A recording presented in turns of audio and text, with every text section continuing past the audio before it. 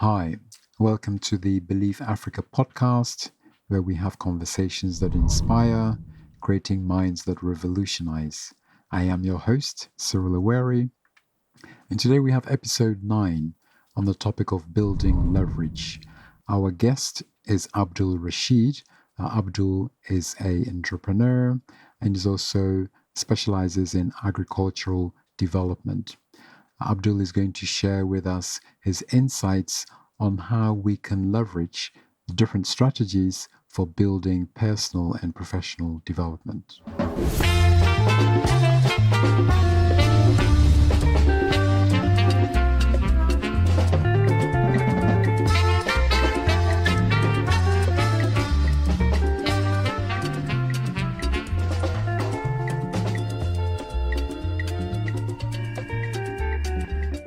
Hello, Abdul Rashid. Hello, sir. So, yes, welcome to this. It's great having you on this podcast to be joining in on this conversation. Firstly, for the benefit of our listeners, if you can just introduce yourself, say who you are, your background, and then of course what attracted you to participate on this episode. Yeah. Okay, thank you very much. My name is Abdul Rashid Alhassan. I'm from the northern part of the country, northern region, I'm still loving Tamale. your name, by the way. Very Thank you. authentic. Yes. I'm from the authentic area that is from the Yes. northern part of Ghana, where you Okay. can see culture. Yes. Anyway, Yes. I'm from Tolong.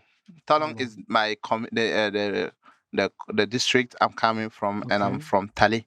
Ah, right. Yes, so Okay. they're all rural areas, Yes.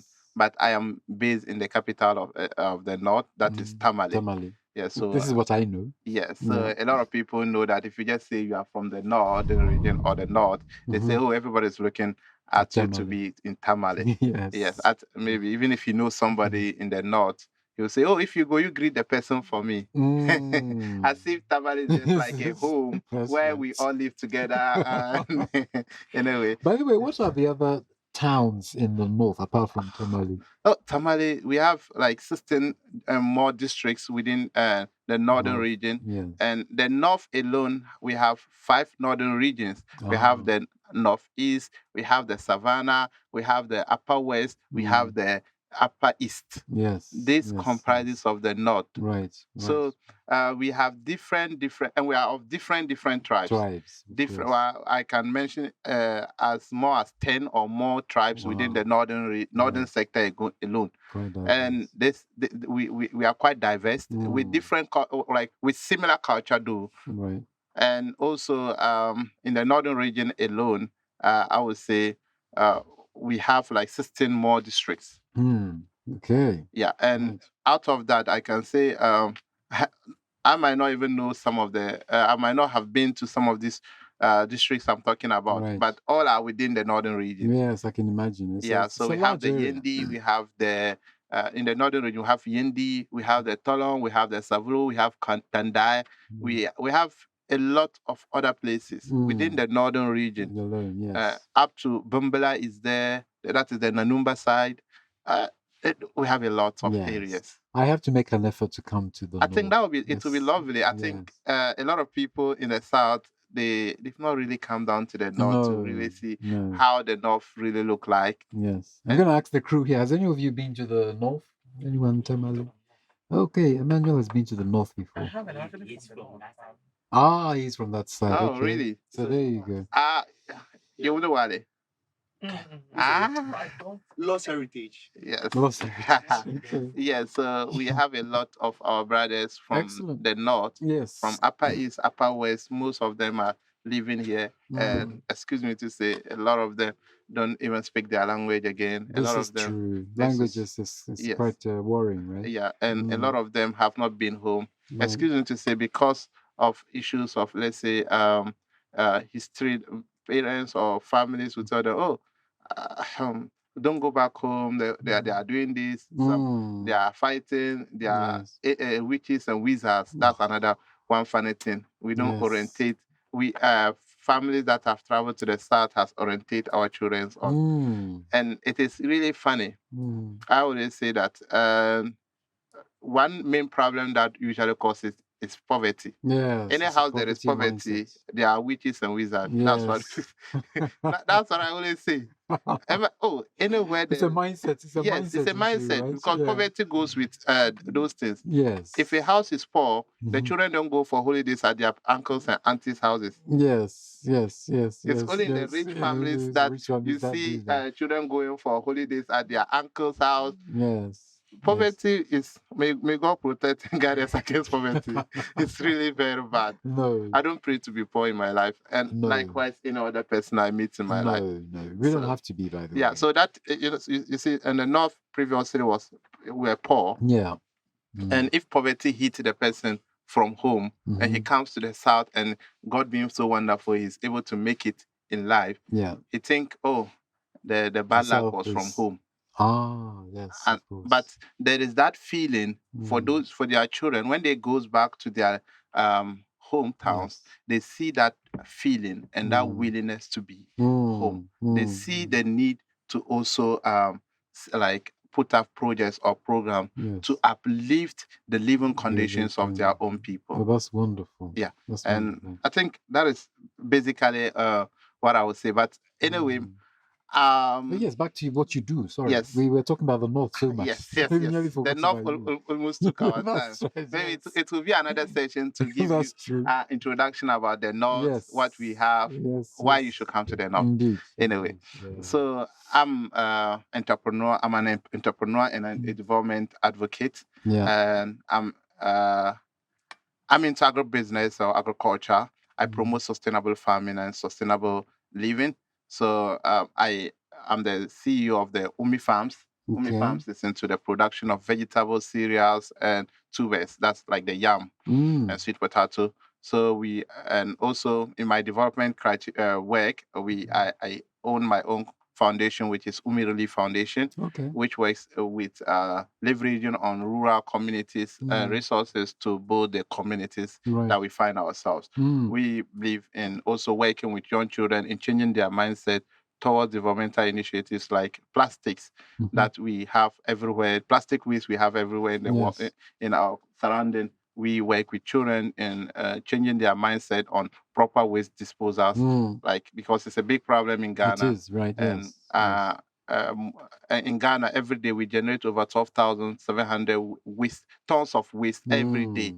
And unfortunately, less than 10% of the waste is recycled. Yeah, less than 10%. Less than 10% is recycled or properly disposed. Right. The rest ends up in our oceans, in our gutters, causing a lot of stuff. Right. So we believe that in order to change the problem, we need to work with the young child. Yeah, so the younger generation. The younger generation will build a better future. Right. But the youth at the moment, our heads are corrupt.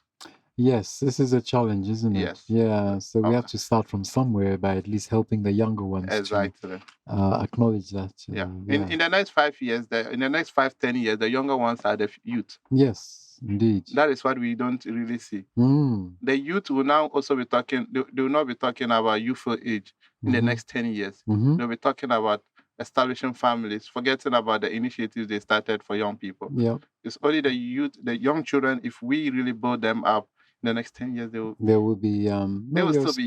They'll become the youth. Yeah, you're so right, Abdul Rashid. Which is why we have this, Believe Africa podcast for young people, because that future is not far away. It's actually quite immediate, right? Yeah. And so that's the group that we want to target, so that initiatives like yours can come to fruition. Yeah. So it's definitely. Let me add this: I've lived all my life in the north. I grew up in the north, in Tamale, and I had my basic education, my primary education at Chogoya Pelsi, and I moved to Ridge Junior High School, Block B, and I moved to Ghana Senior High School in Tamale. So from there, I moved to UDS, University for Development Studies, and it's also all in Tamale, where I did my diploma in development education studies, and I proceeded to do my degree in development education studies again. And I proceeded again to do my master's with Regis University in the United States online. But along the line, I didn't finish the course because I was traveling out of the country for other programs, and per the course rules, if you miss 2 days, Yes. you will be sacked. Okay. And in order to be safe, not Yes. to have a bad record, not to be sacked, I rather put my course on hold. So this, I'll be continuing my course this year. Studies. Right. Yes, my master program in development practice this year, because I had a scholarship from the Rotary to study the development practice. Oh, that's wonderful. Yeah. That's encouraging to hear. Yes, man. yes, Yeah. yes. The Rotary is doing some wonderful things. So Yeah. that's good to A hear. lot of wonderful stuff. Yeah. And so yeah, you've given us a brief there about your agric business and this foundation that you are running, which is really great. You know, helping the younger ones to think differently about agric. But what about let's talk about development for our young Africans. What are the educational opportunities that our young Africans can leverage to learn more about? There are a lot of development opportunities in our educational system in Africa. For instance, let's take MasterCard Foundation, for instance. Comfort. I think Comfort has really done a lot in improving the girl child education in every part of the country and in Africa. Right. I always like their approach. They've made the child who I've met students whose parents could not pay school fees and Comfort paid their school fees. Right. I've seen students who are currently benefiting from MasterCard Foundation within Ghana and outside Ghana. Okay. So that's good to know. So Comfort Ghana, MasterCard Foundation and Comfort Ghana. Comfort is more into female girl child education, but MasterCard is usually general, though their percentage of scholarship for men is low, but their focus is more onto female. Right. They are really doing well in that. Oh, well, that's good to know. Thank you for sharing that. And with that, and Rotary also have scholarships. We have the Rotary Peace Fellowship, which is for people in the development to do programs that are related to peace building and other developmental initiatives. And they also have projects courses in Delft in Netherlands. Right. In courses related to water for sustainable development. Yeah, Rotary Peace Fellowship also support all those things. Okay, well, thank you for sharing those insights. That's useful. Yeah. And also the government scholarship secretariat also have a scholarship. Oh, okay. I benefited from that. I think they paid one of my school fees. Oh, really? Yeah. Oh, that's encouraging to hear. My final year school fees was paid by the Ghana scholarship secretariat. Ah, okay. Yeah. But that's good to hear, because not a lot of people are probably thinking the government is not doing anything. So it's good to hear that, you know. Yeah, there is some support. You see, there is support, but they are limited. Oh, it's just limited. So sometimes if I say this and you can apply, people, if you are lucky, you will be selected. It's a bit like the American lottery system. The green card.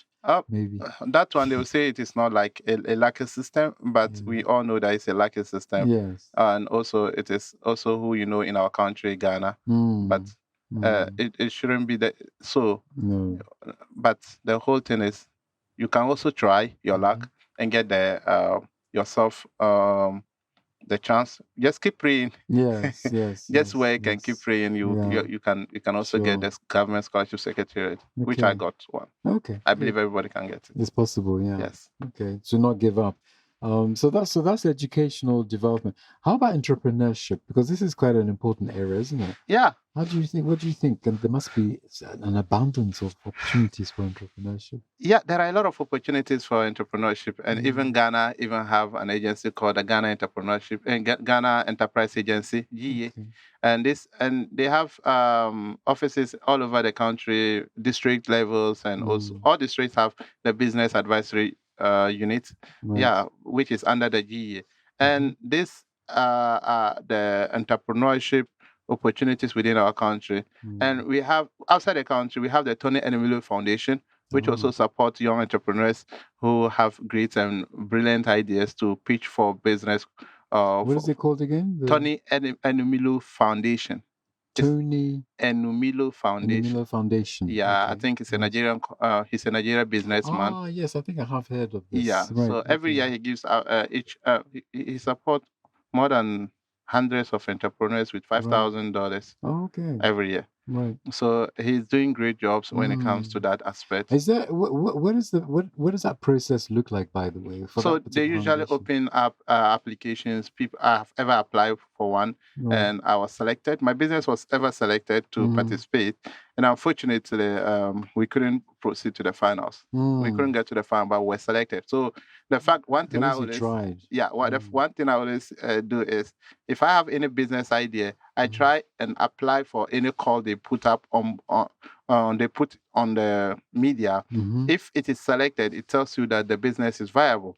The idea That's I true. have is viable. Yeah, that means there's an opportunity there. Yes. So meaning if I push more and rebrand and add more value to that business idea I have, I might be able to get support, or I might be able to scale up this business idea in the future. Yes. No, that's a good way to look at it. Because there are some businesses that have gone on to become successful, Exactly. although they were declined by some famous. Exactly. I remember in 2020, the UDS, my university, launched a business competition, the Vice Chancellor Business Competition. And that year, I went for the competition, and though I got to the finals and I couldn't win. The following year, I went again. Right. I got to the finals, and I was the overall winner.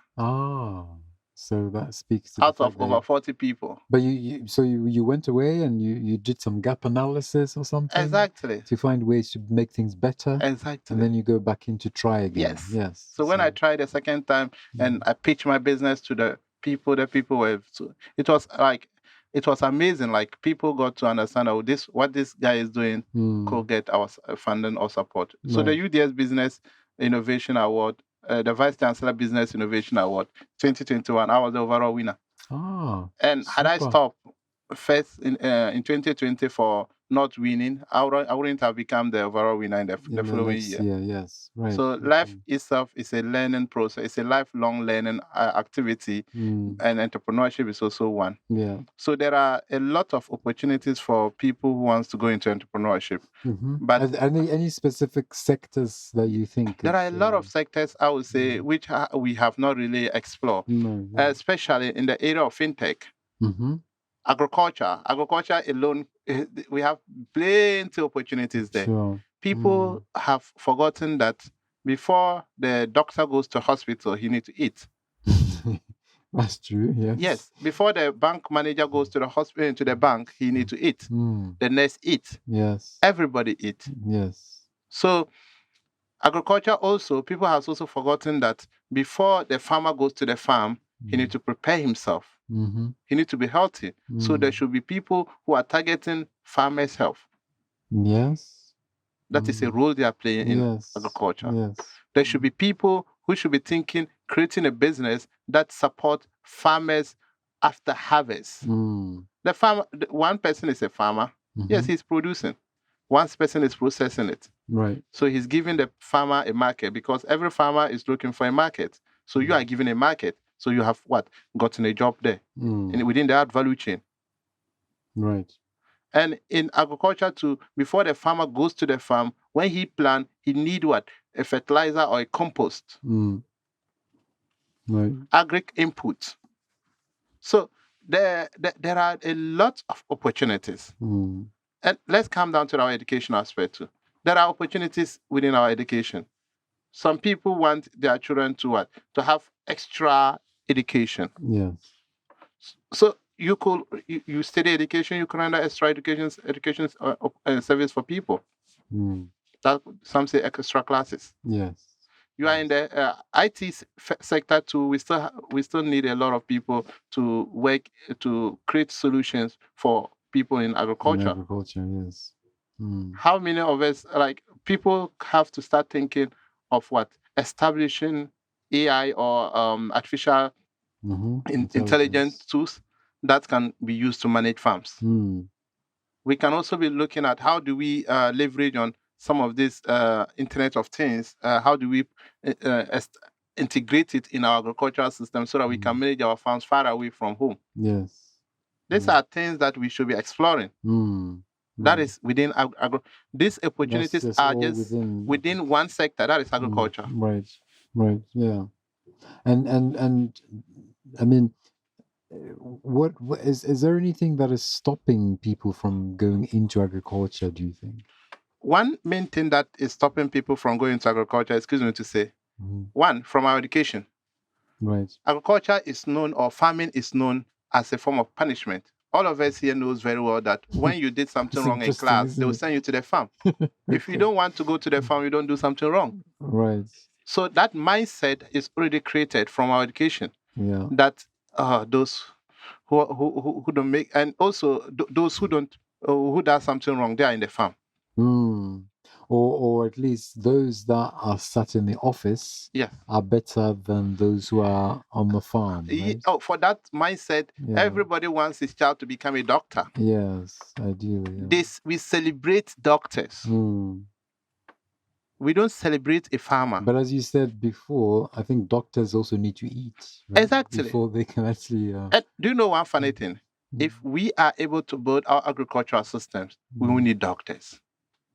Yeah, if we can build a healthy population. A professor says something: let thy food be thy medicine, else thy medicine will be thy food. Yes, that's very true. If our food is our medicine, we don't need to go to what? The pharmacy or the hospitals or the clinics for health issues.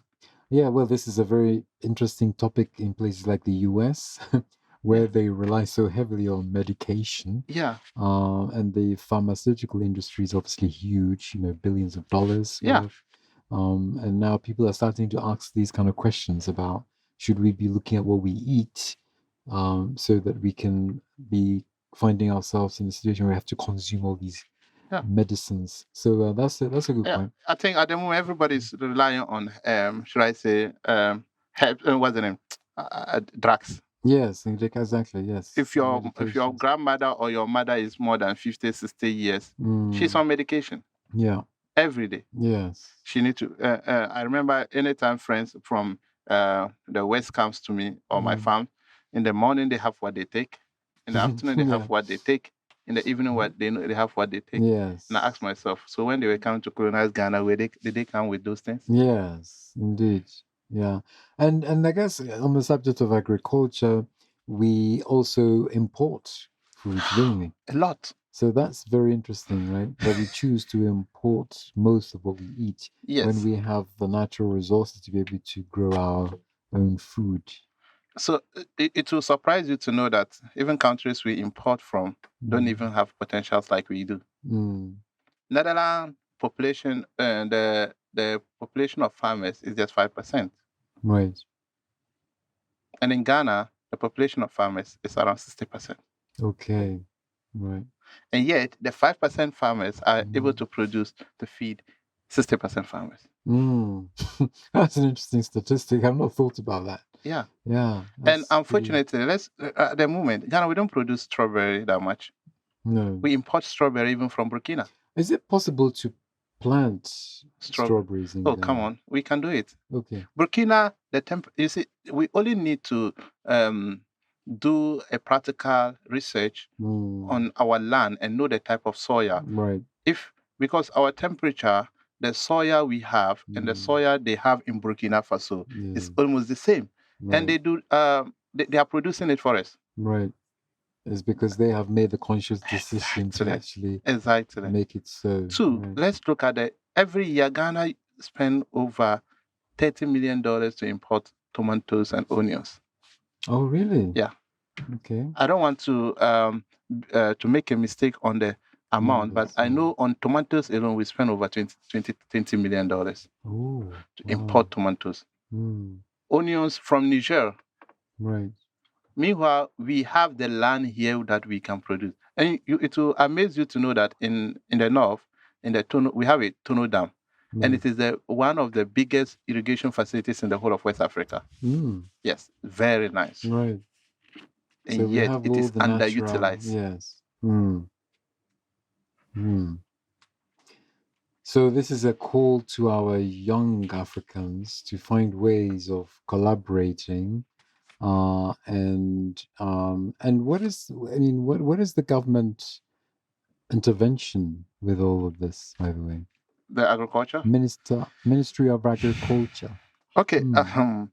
So you see, the whole issues of this one is it because this is quite political related. Yeah. When you talk on realistic grounds in some of the sectors, Yeah. they paint you on a political background. Okay. That is, and also our governments are they say they are doing quite well, launching programs that are not feasible, right, launching initiatives that are not achievable, right, and though they would think that it is achievable, but achievability without sustainability is useless. Sure, right. So, for instance, currently we have the Planting for Food and Jobs. The Planting for Food and Jobs is a good initiative. Yeah. But yet, how do we sustain this initiative? How do we make sure that the right people really get those tools? That is the problem. Right. It is a good initiative. And the government has something we call the One Village, One Dam. And yet, it wasn't successful. I'm not the one saying it's not successful. So it's the implementation. Implementation is the problem. We have good policies. The government have very nice and sweet policies. And yet, the people implementing those policies are the people, they are the cause of the problem. Right. We always have that problem.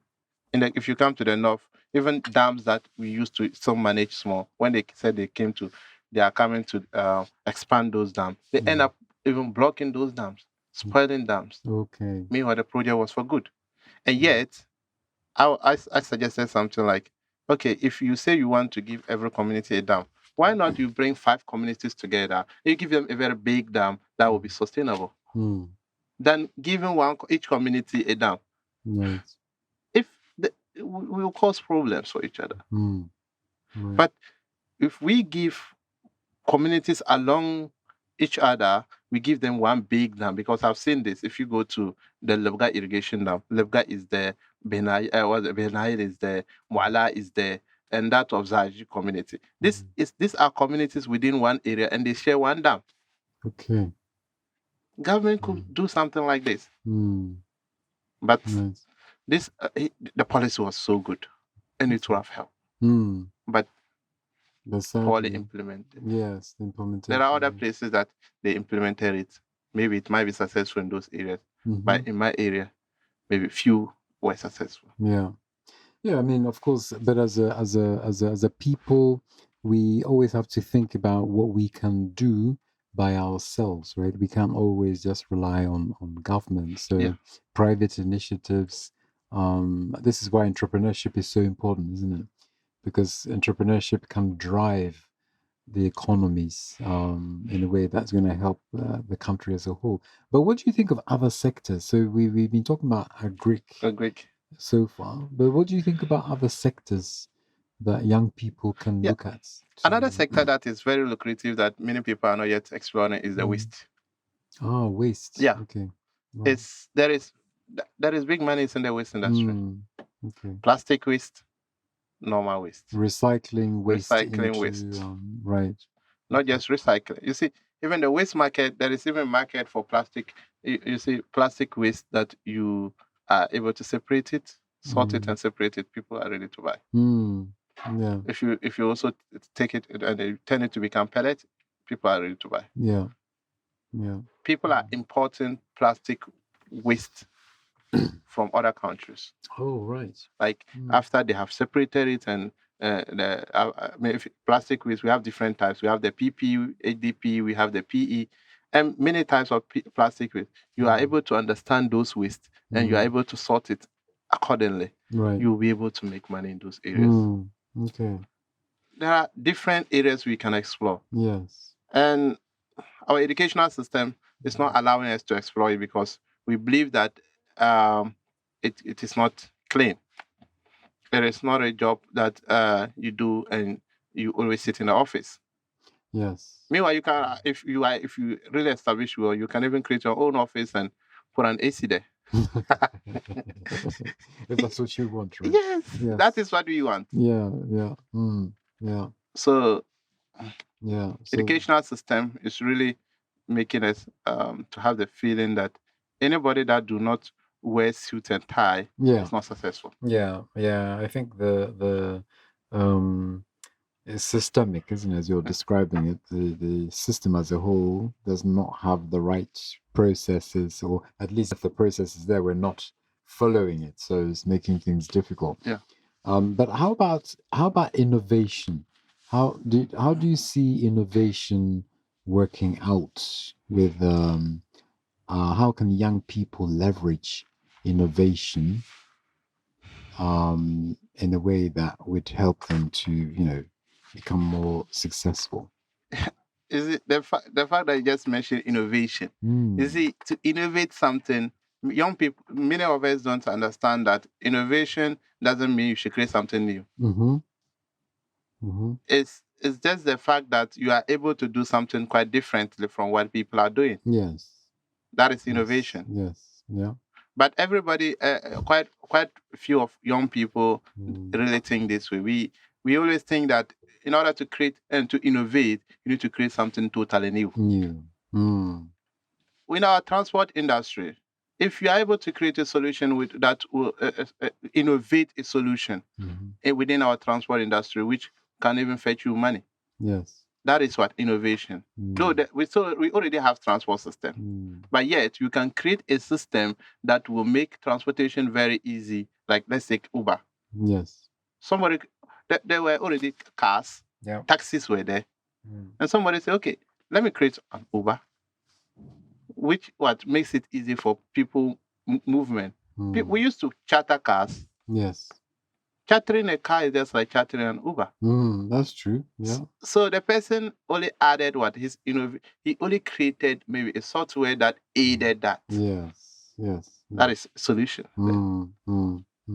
So innovation is just for in entrepreneurship or in life is just about creating a solution for a problem or creating a solution for a gap. Right. But do you think that in our education system, we are creating a people, young Africans, who are coming out as problem solvers? We only create it in the papers, right? Not in reality. Okay. Our education is preparing us to look for jobs, not to create jobs. Yes. Our education is not also preparing us to work. You'll be surprised. People will complete university and they cannot even write a good CV for themselves. People will complete university and they cannot use the Excel. They cannot use the Word and many others. Right.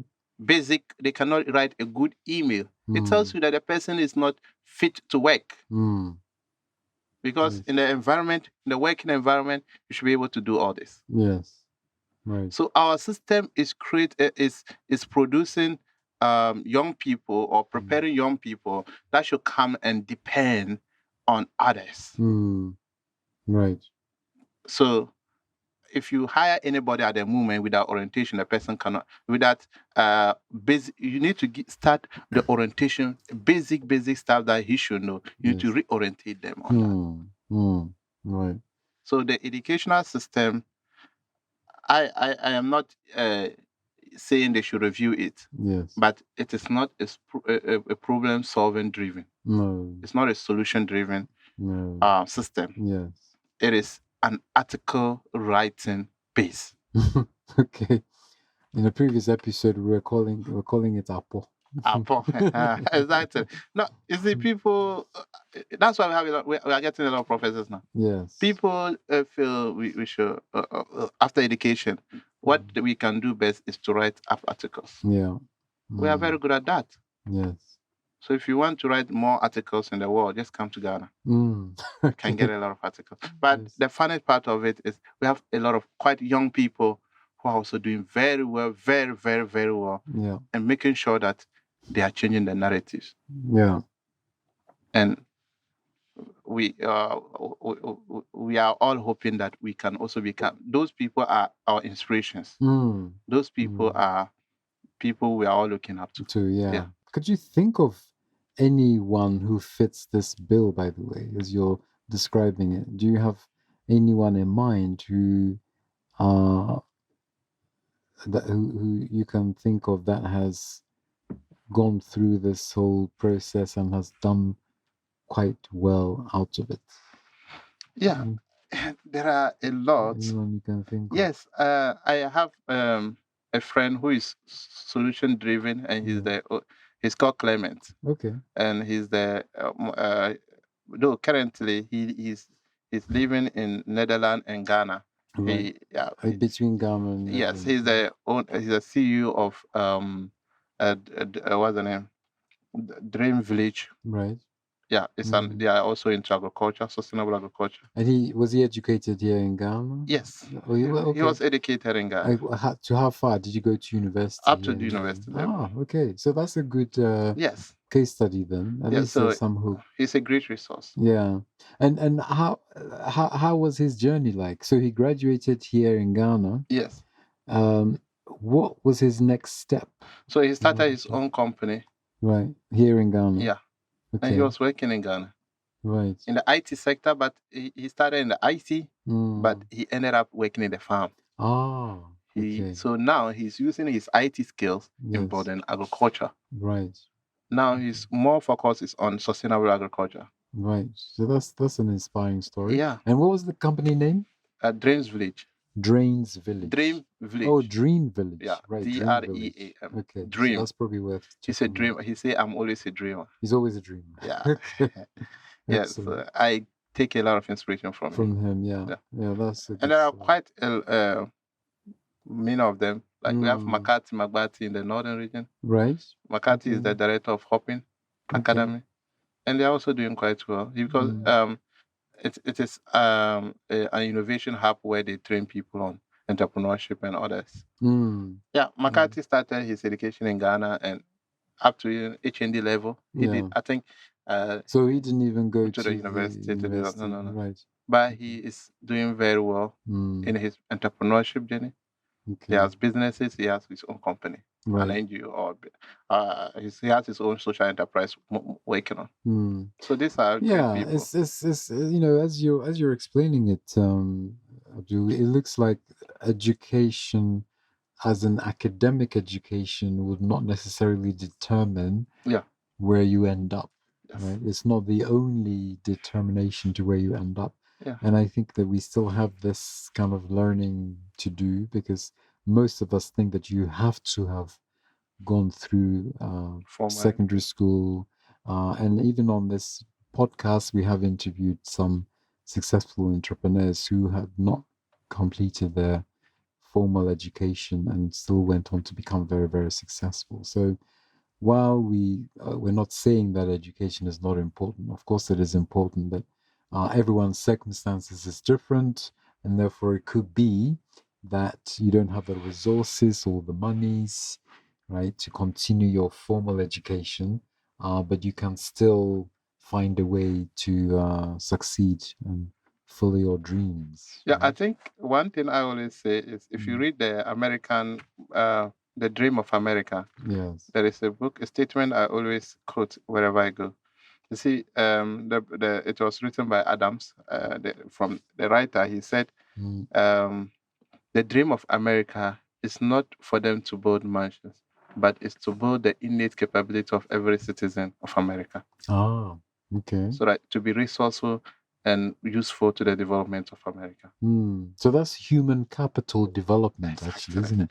As opposed to, because we tend to be one of the ways of determining if a person is successful is if they've built a house, isn't it? That's usually the first thing we use, isn't it? Yes. If they've built a house, that means they have been successful. Bought by a car. Yes. Yeah. So actually, those are the KPIs we use in our own way. But I always say success is relative. It could be a state of mind. Yeah. Actually, it's just a state of mind. It is, yes. Sometimes you see somebody, those who say their success is money. When they see somebody whose success is freedom, they see him to be mad. Yes. That'll be me then. I think I'm very mad in that case. Maybe that's how those whose success is money, is freedom. If they see those who are running after money, they see, oh, this person is just wasting his time. Yes. Right. The person will run after the money, he make all the money, he die the following day. Yeah. So Yeah. all those things, that's why I say it is relative. It's something that it's a state of mind. Yes. What makes you feel comfortable? What makes you feel like, yeah, I'm successful? Mm. Then you are successful. Yeah. Yeah. And I think in previous episodes we have also discussed the importance of purpose. Yeah. And that being the North Star. But I think we can probably move to the cultural elements, right? Because the cultural elements can also impact on the decisions that we make to determine what path we want to follow. But do you think that young Africans are living their own lives, or do you think that they're living their lives through other people's lenses? You see, well, if you look at this issue, Africa as a whole is practicing currently. We are practicing modernization. Yes. And not development. And Okay. modernization is imposing the lifestyle of other people onto the lifestyle of your Right. people. When when our politicians are to implement a project, they compare us to how it is successful in the West. Right. Forgetting about the cultural norms and traditions of our people.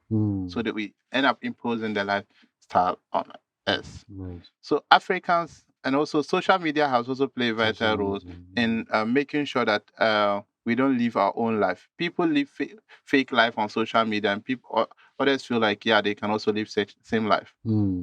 Sure. And the next thing is social media has also made us to build competition among ourselves, and healthy competitions. It's not healthy competition, and also a healthy mindset of, let's say, Mr. A. McDan is successful in business. Let's say he's successful in his so and so business. Let's say oil business. Everybody's going on opening oil businesses because on Facebook they saw a document which was talking about how McDan made millions of dollars in his oil business. Yes. It's just an example. Right. So that means they are not following their own paths, right? But they are just. So at the moment, just follow our route system. You realize that a lot of fuel stations are locked down. Okay. Because some of them, they just felt, okay, they went into the business without purpose. 2, some of our businesses are not, most entrepreneurs goes out of the system after 5 years. That is what the research has shown. Yes, average. After 5 years, most businesses collapse. Yes.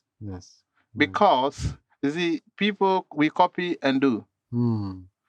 This person is successful because he's selling clothing, so I goes into clothing. This person is successful because he's into agriculture, he's into farming. I think last farming season, I also ran consultancy for people who want to go into agriculture. So the man called me and he wanted to know, he wanted to go to agriculture. And I asked him why. He said, "Oh, so and so person. Oh, my friend in the office did this and that. He farmed soybeans plenty and he made money." I said, "Is that the reason?" He said, "Yes." I said, "Don't go into farming." Yes. Because first reason don't show that you really want to be a farmer. That's right. Yeah. And besides, farming is quite hard work. It's quite physically demanding, right? That is what we think. Even being a teacher is quite physically demanding. Yes, that's true too. I don't believe farming is typically demanding. No. Okay. That is the mindset we have created in our life that is letting the sector not attractive. Right. Sitting under a fan is a risk. So everything we do in life is a risk. Yeah. Every job you do, imagine being a nurse, standing closer to a patient for a whole day. It's not easy. Yes. So there is effort required in whatever you do. Yes. And excuse me to quote a verse in the Quran. They said, like God said, "Laqad khalaqnal insana fi kabad." Verily, God Almighty has created man into effort. Yes. So we have to strive. Yes. It's inevitable part of Yes, the journey. Isn't it? exactly. Is to even to experience some degree of suffering Yes. is meant to be normal, right? That's why you will not. You need to struggle before you earn. Yeah. And I posted something today on my status, and my friends were like, "Yeah," I said, "Before people will congratulate you, Mm. you need to take a risk. Yes. Mm. It's the risk that they are congratulating, not you. Yeah. Had you not taken a risk to be to go into school, to start your degree, Mm. nobody would have congratulated you for getting a degree. Well, yes. Because the degree don't come without the risk of what? Studying, Yes. sleepless nights. Mm. Mm. That's Sacrifice. Yeah. Yeah. So for me, I believe there is nothing difficult if you are purpose driven for it. Mm-hmm. Farming is not difficult. No. Teaching is not difficult for people who are passionate about teaching. Mm. But people who are not passionate about it, oh, I don't really like my job. Mm-hmm. I'm stressed off. But somebody we've all been students before. There were some teachers who don't even like to teach more than 1 hour. Some will even add free time to it. Yes, that's true. Yeah. And I guess you in fact you have to be prepared to do it for free, isn't it? Yeah. That can also show how passionate you are about Yeah. So you see, doing something for free is a process of learning. You either learn a lesson or you learn a skill. Yeah. That's all. Yes. If you are working for I comes to work with you for free. Yeah. What I already know is there. What you have, I've learned it. You've Also, learned it as well. I'll add it to my own. Yes. That is the whole concept. That's very true, actually. So, so doing something for free actually can be of benefit, isn't it? Because you never know what you can learn from that experience. Exactly. But it's interesting because I guess for most of our young people, they will think that if I'm working, then I should be paid. So is this kind of is that some sort of entitlement mentality then? That's also another form. that is another form of entitlement that we have taken, mindset we have. You see, and in order to prepare ourselves for work or to create innovations, we need to volunteer. We need to work for free. Volunteer, yes. You see, some ask me. I remember when I was a volunteer, I used to work for 3-4 organizations at the same time as a volunteer. Oh, really? Yeah. Okay. Oh, I did life vision. I was training young children on how to set up goals and also do a lot of stuff. Okay. And how long did you do that? Even up to now, I'm still a volunteer to Rotary Club. So Rotary is a volunteer organization. Yes, of course. I do a volunteer all the time to my projects. Volunteering to projects, and there were times that my friends could be. Let me take Farm Radio International. I volunteered to Farm Radio International on one of their projects, and I ended up getting another contract from them. Yes. So you never know what doors it can open. Exactly. Yes. So when you volunteer, you create a value for yourself. Right. Create a relevance within that office you are volunteering. It could replicate a good message to the company that you have a value. I remember my training. I was training young people on how to prepare themselves after school. I said, if you go to an office, create an office within that office. Yes. Yeah. If I'm working with you, an office that do not really know more about social media, when you go there, within 3 months, you're able to create a social media page for them, make it vibrant, let people reach out to them.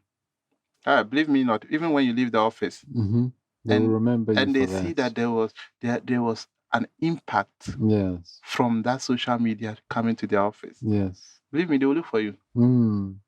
Yeah, no, you're absolutely right. Because we had a similar conversation on another episode where we were talking about being a person of value. Yeah. Yeah. And so just to what you're saying, when you go into an office, you create your own office, which is that you find something that you can create that will help the organization. Yeah, right? exactly. Even if you're volunteering. Yeah. Right? But it's interesting because we still have a lot of young people who would go into an office and they would just do what is expected of them. I guess it's like going the extra mile is what you are talking about, isn't it? Yeah, Um, and also not just going extra mile, but doing the thing with doing it, adding some creativity in what you are doing. Yes. Excuse me to say, the first class students, for them, they are those, you just bring them, they just do the thing. Yeah. But most creative students, if you give him a task, Yes. he try to use a strategy that makes it easy for you. He could possibly use another method in solving that problem. Yes. Instead of the normal way you use, though it could be complicated, but it might give you, though it could be difficult at the moment from the beginning. But believe me not, you will really like it when you take that strategy from them. Yeah.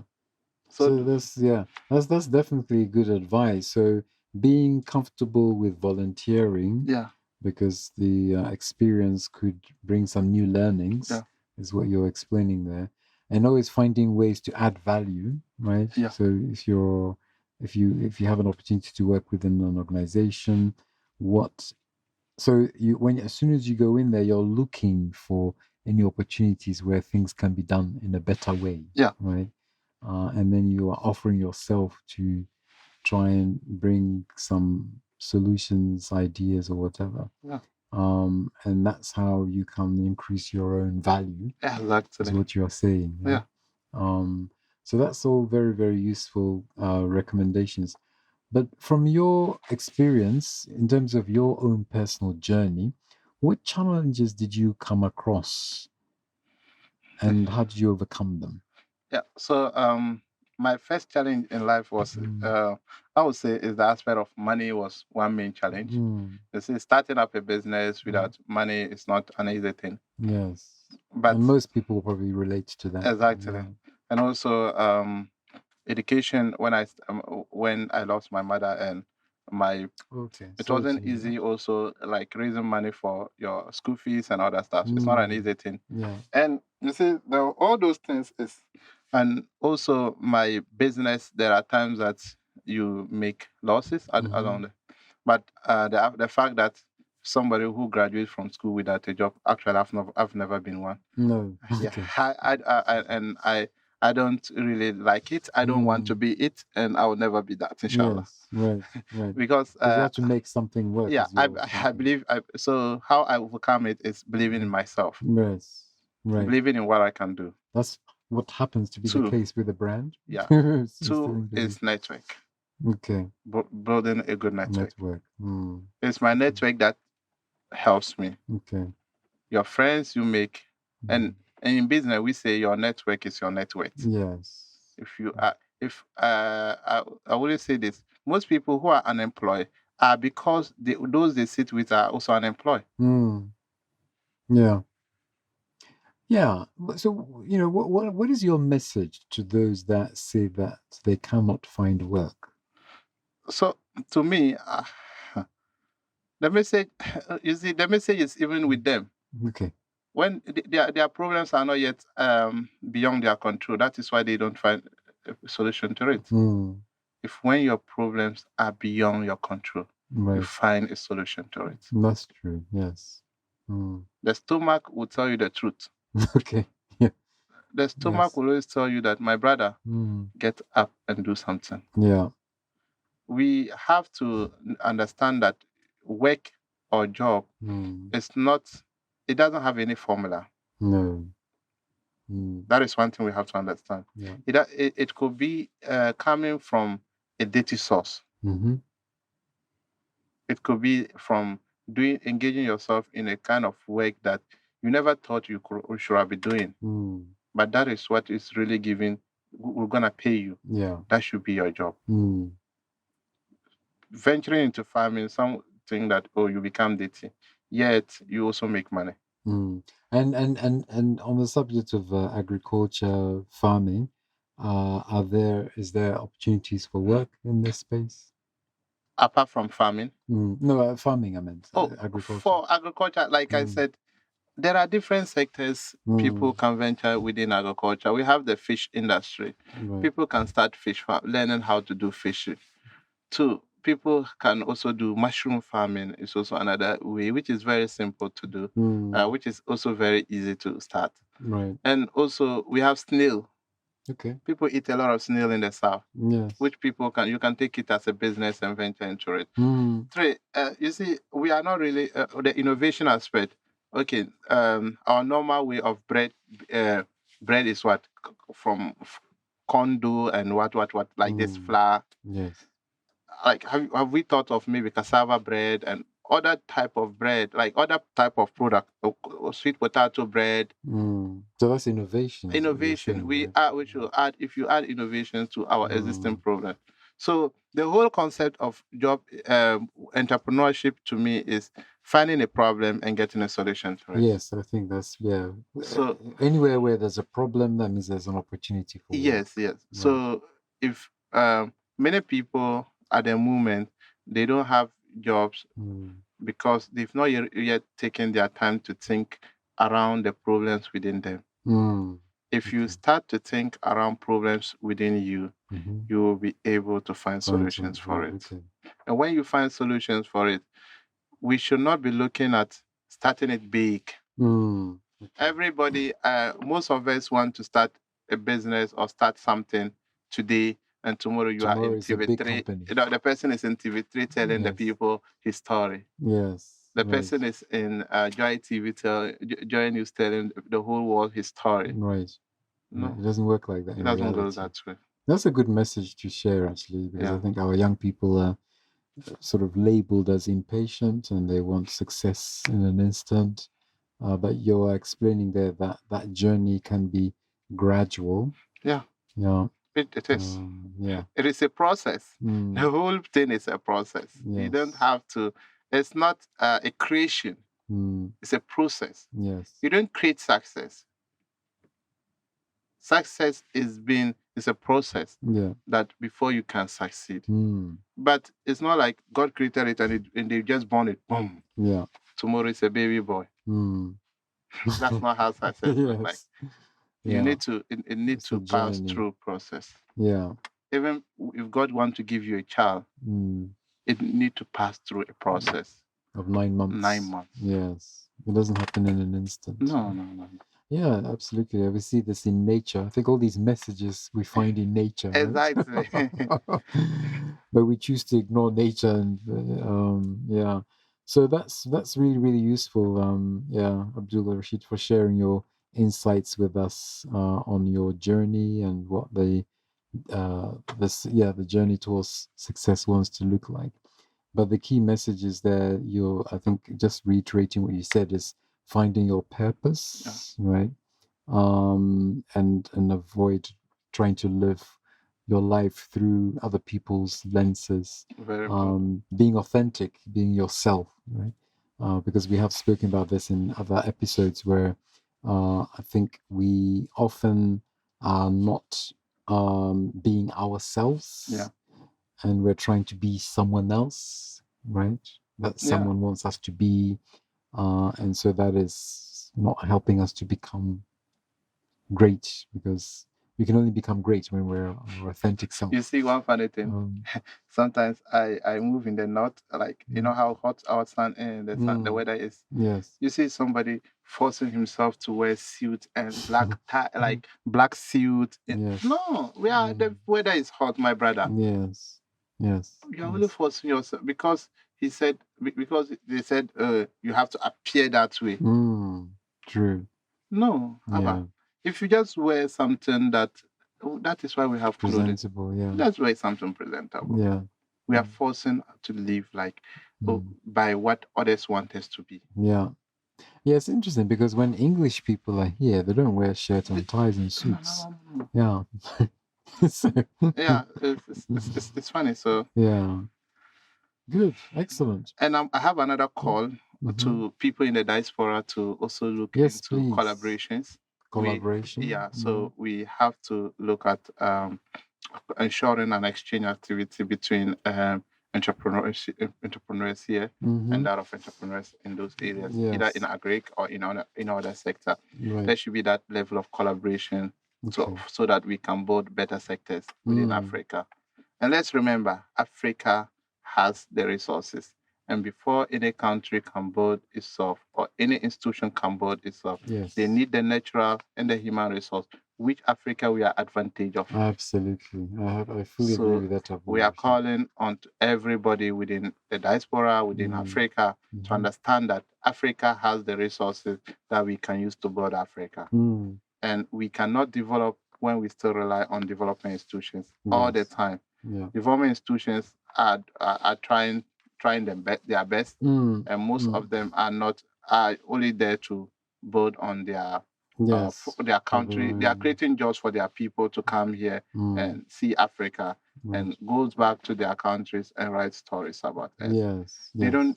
It is not helping us as African. It's creating a system of dependency, and they give projects to us, which they give us things free to the extent that when our people come for us to do an initiative which involve us not being paid. So it's also part of our problem of volunteerism. Let's come out and do a social activity. No, because foreign development institutions pay them money to come out to sit for their capacity building for in order to. So that's a good point. We are looking up to everybody. And is there any mediums, any channels that the diaspora can use to bridge this gap, to help?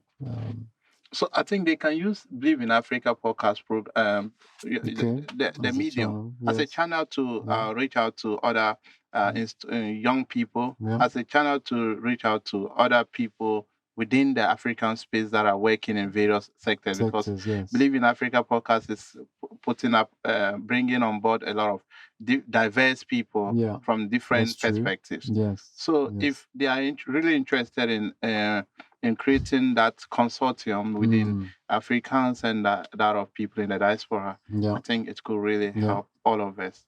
Excellent. So this would be a very great way for us to move. And back to Africa. It's reality. Okay. Well, Abdul Rashid, it's been absolutely great having you with us. Really admire your, sharing your story and giving us some really great inspiration. And of course, we are looking to our colleagues in the diaspora who are in a position to support, to certainly open the dialogue through the BelieveAfrica podcast, and we will definitely try and connect the dots in some way. So thank you very much for joining us, and we'll see you on the next episode. Thank you very much.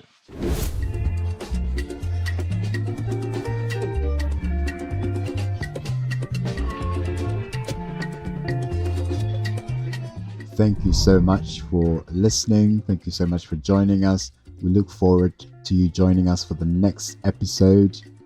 Please don't forget to subscribe to our podcast and YouTube channels, along with our social media platforms for any new offerings and engagements with you as listeners. We look forward to seeing you at the next episode. Thank you.